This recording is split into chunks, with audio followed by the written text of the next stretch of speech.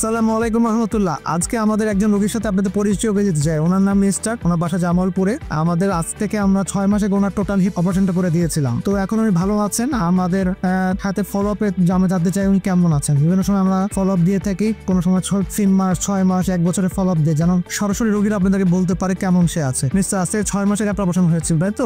আচ্ছা, এখন এই 6 মাস আপনি কেমন লাগছে, কেমন বোধ করছেন, কোনো সমস্যা হচ্ছে? আচ্ছা, আপনি আগে ভালো কাজ শুরু করছেন, ব্যবসা বাণিজ্য করছেন। আচ্ছা, শহরে আসছেন, টানতে পাঁচ ফলো আপ দিয়ে যাচ্ছে, তাই না? আচ্ছা, অনেক সময় টোটাল হিপের রোগীরা বিশেষ করে বয়স্ক প্রশ্ন করে যে আমি নিচে বসে ওয়াশরুম করতে পারবো কিনা, নামাজ পড়তে পারবো কিনা, নিচে পিড়িতে বসতে পারবো কিনা। এটা উত্তর আসলে আমরা আজকে রোগী প্র্যাকটিক্যালি দেখতে চাই। তো আমাদের যে মিস্টার, আমরা জানাও রেখেছি উনি, আপনি মিস্টার একটু যদি জানামাজে বসে রেখে নামাজ পড়তে পারেন কিনা, রোগীদের সিজে যেতে পারেন কিনা, একটু যদি এখন প্র্যাকটিক্যালি আপনি যদি সিজে নিজে দেখান।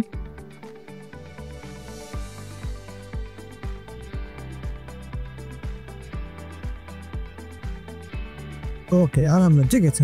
আসেন, আমরা আজকে দেখে দিলাম যে উনি প্র্যাকটিক্যালি দেখে দিলাম যে আসলে সিজদা করতে, নিজে নামাজে পড়তে, নিজে বসতে কোনো প্রবলেম না। আপনি তো অনুরোধ করেছেন কোনো ব্যথা আছে, হালকা অসুস্থতা হতে, কোনো ব্যথা আছে? আচ্ছা, তাহলে দেখলাম কোনো ব্যথা নেই, উনি নিজে নামাজ কালাম করলেন, নিচে বসলেন। টেনশন করছেন, ঘাবড়ানোর কোনো কারণ। সকলকে ধন্যবাদ।